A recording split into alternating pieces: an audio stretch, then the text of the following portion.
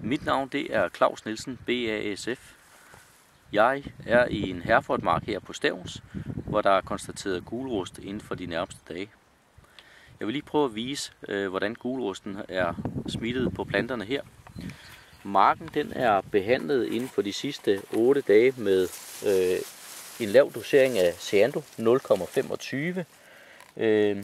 Og der er nu konstateret rust. Zeando var primært med for at beskytte mod meldug og det tidlige septoria, men den lave dosering af Zeando har ikke kunne stoppe rusten i den her mark, som er en Herefordmark. Det er tydeligt at se, at der er meget aktiv rust i marken, gulrust i marken, og det kræver så, at der bliver udført en svampesprøjtning snarest muligt med et stærkt middel lige netop mod gulrust. Midler som Bell og Komet er særlig stærke over for gulrust, og anvend svarende til en kvart dosering af disse midler, så vil man have en god beskyttelse de næste 14 dage.